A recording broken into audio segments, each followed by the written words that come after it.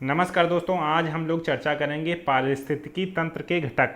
तो यहाँ पर दो घटक होते हैं। नंबर एक होता है जैविक, नंबर दो होता है अजैविक। जैविक में वो चीज़ें आती हैं जो जैव से संबंधित होती हैं, मतलब जीवित अवस्था में होती हैं। अजैविक में वो चीज़ें आती हैं जिसमें जीवन ना हो।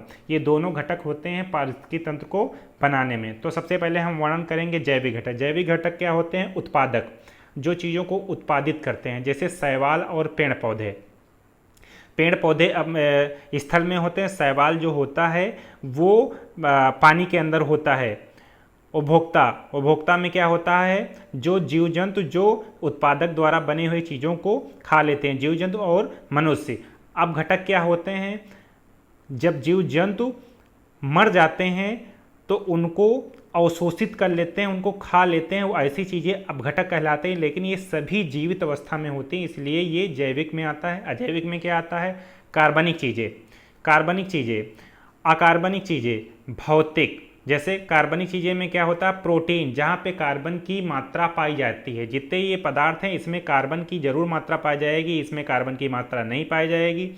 तो प्रोटीन, वसा, कार्बोहाइड्रेट, ह्यूमस, यूरिया, ठीक है। अकार्बनिक तत्व एनपीके, मिट्टी, चट्टान, खनिज आदि, ठीक है। अब ये सब केमिकल चीज़ें हैं, और ये जहाँ तक ऐसी चीज़ें हैं, केमिकल तो पाया जाएगा लेकिन कुछ प्रकृति से संबंधित हैं अकार्बनिक में। तो इस तरीके से आपको दिमाग में बसा लेना है कि जो चट्टान है, पत्थर है, ये सब अकार्बनिक हैं, ठीक है। और ये भौतिक चीज़ें, जैसे वायु हो गया, ठीक है, ये थोड़ी भौतिक चीज़ें हैं। आर्द्रता हो गया, तापमान, आर्द्रता का मतलब नमी होता है, तापमान हो गया, प्रकाश हो गया, वायुमंडलीय दाब हो गया, ये सब भौतिक हैं। ये भौतिक विज्ञान में पढ़ाई जाती हैं, इसलिए आप इस तरीके से याद कर सकते हैं। जो चीज़ें भौतिक विज्ञान में पढ़ाई जाती हैं वो भौतिक चीज़ें होती हैं। सिंपल सी बात है। अब यहाँ पर प्रकृति का मेहतर या सफाई कर्मी, मतलब प्रकृति का मेहतर कौन होता है, सफाई कर्मी कौन होता है? जीवाणु होते हैं, कवक होते हैं। मतलब जीवाणु, कवक जो चीज़ों को अपघटित कर लेते हैं, खा लेते हैं, समाप्त कर देते हैं, वही तो सफाई करते हैं, वही साफ करने का काम करते हैं। पारिस्थितिकी तंत्र में ऊर्जा का सर्वोत्तम स्रोत, पारिस्थितिकी तंत्र में ऊर्जा का सबसे अच्छा स्रोत कौन होता है? तो सौर ऊर्जा, मतलब सूर्य के सिवाय कोई पारिस्थितिकी तंत्र का सबसे अच्छा घटक नहीं हो सकता है।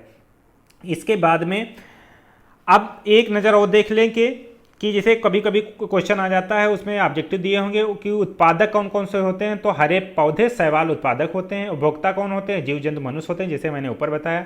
अब घटक या अपमार्जक क्या होता है? वही जो चीज़ों की सफाई करता है, जिसे सफाई कर्मी कहते हैं। जीवाणु और कवक होता है। ये आए हुए भी क्वेश्चन है। प्रकृति द्वारा निर्मित पारिस्थितिकी तंत्र कौन है? प्रकृति जो बना के दे देती है, प्रकृति जो होती है वो बना के जो दे देती है, वो कौन कौन से घटक होते हैं उनके बारे में हम देखेंगे। जैसे कि यहाँ पर आई होप ये वीडियो शायद नहीं कवर हो पा रहा था, तो आप ये इनको देख लेना। अब इसके बाद में प्रकृति द्वारा निर्मित पारिस्थितिकी तंत्र, नदी ये प्रकृति बनाती है। तालाब, इसमें भी बहुत सारे जीव जंतु, सब चीज़ें एक दूसरे पर डिपेंडेंट होते हैं। झील, झील में सभी जो जली पारिस्थितिकी तंत्र होता है वो निर्मित होता है। घास का मैदान, घास के मैदान में भी घास को खाते हैं दूसरे, और जो कीड़े मकोड़े छोटे छोटे होते हैं उनको दूसरा खाता है, फिर मेंढक खाता है। तो इस तरीके से घास का मैदान भी प्रकृति द्वारा बना होता है। वन, वन में भी यही सिस्टम होता है।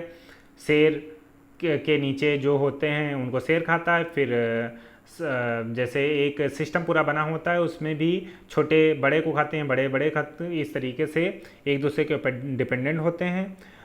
मानव या कृत्रिम निर्मित पारिस्थितिकी तंत्र, जैसे धान का खेत, ये तो मानव जब अपने हिसाब से बनाता है तो धान का खेत जैसे बना देता है, उसमें एक पारिस्थितिकी तंत्र बन जाता है। कई सारे जीव एक दूसरे पर डिपेंडेंट हो जाते हैं। पार्क, पार्क में भी ऐसा होता है।